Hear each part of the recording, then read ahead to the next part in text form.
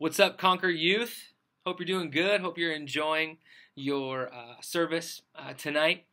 For those of you who don't know me, my name is Josh Hall. I'm a youth pastor in Spokane, and I am the nearest and dearest, closest friend of your tremendous youth pastor, Mr. Joel Warnock. Joel told me the series that you guys are in this month called is it Dark Matter or Dark Stuff or Scary Things or Dark World or New World Rising. I'm not sure. I just know it has the word dark in it.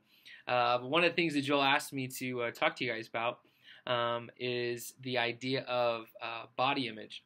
And for me, this is actually a topic that it's very close to my heart. It's always been a personal struggle of mine, a real struggle of mine. When I was 16, I became bulimic.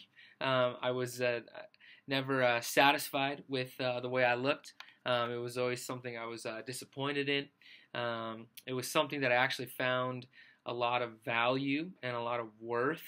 A lot of personal esteem in the way that I looked and how people perceived me, and so I was really disappointed in my body and what I was conveying physically to the world around me. So it led to an eating disorder. It led to bulimia. It started, very simply. It wasn't. I wouldn't say it began severely. It was maybe just one or two times. But when I began to see results in it, it was something that I began to do quite frequently, and it was something I continued to do quite frequently of binge eating more food than any person should ever eat. And then quickly purging and throwing that food back up. And it continued, and it was a reality in my life for nearly 4 years. And I was 20 years old. I was in college. I was dating the prettiest girl in the whole wide world. My wife today, her name is Amber. And I was at work and had eaten a huge dinner and purged it all out while I was on my shift. And it was, what shocked me was that in the toilet was blood, and I had thrown up blood, and scared me to death. I panicked. I thought I was bleeding internally, and in movies, if someone's bleeding internally, they die. There's no way to fix that. So that's what I thought was happening. So I panicked. I talked to my boss and told her what had happened, and she let me go home. I told my mom. She freaked out and took me to the emergency room. I told the doctor, and this is the first that any people in my life are hearing that I have this problem. It was something that I hid. It was something that I kept secret.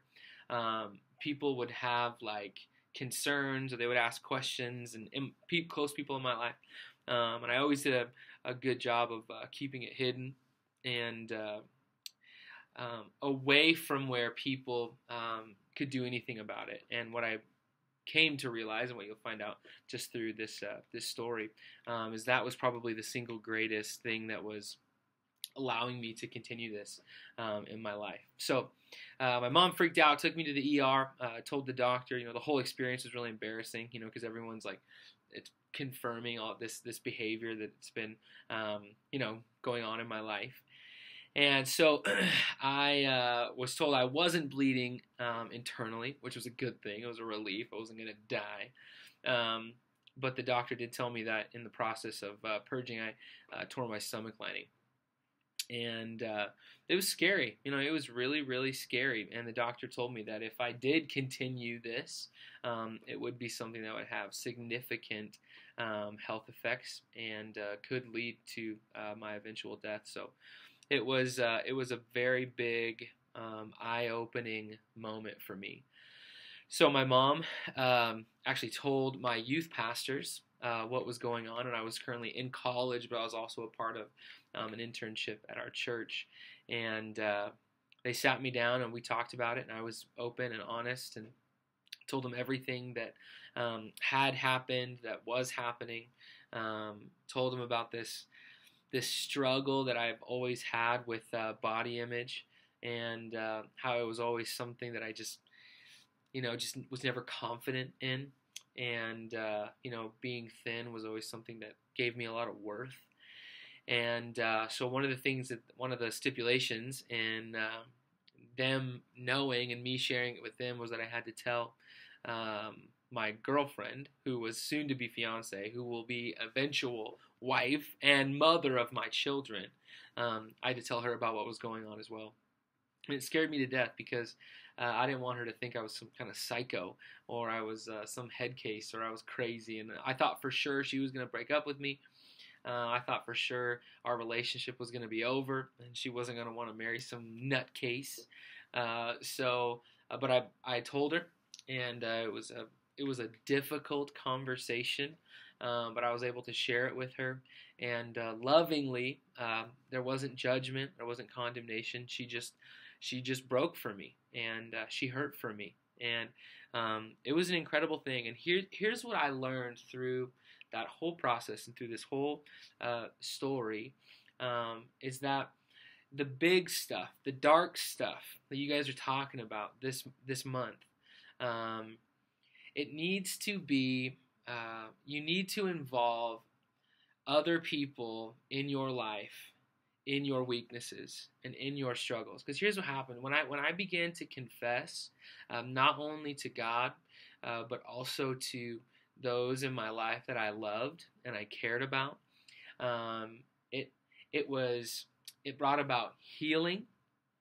It brought accountability, and it was also very empowering, because I think sometimes in our lives, and especially with the things that we struggle with, the dark stuff, right? We almost feel like they are more powerful than we can deal with, that they're more than we can handle. And when you begin to share your struggles with people that you trust and care about you and have your best interest in mind, it's empowering, and you will see victory in your life. So from that moment on, I've just been on a journey of healing, and am proud to say that bulimia is something that I've overcome in my life. There are still moments where I allow that the part of me that is not satisfied with the way I look. Sometimes it can kind of creep up, but I just pray scripture over my life.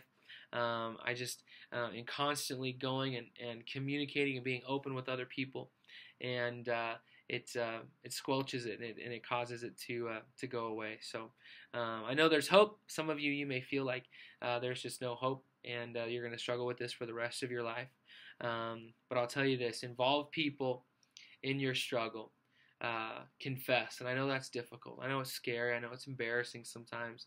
Sometimes it feels like it could be humiliating, but it's not. It's healing. It's empowering, and it will bring about victory in your life.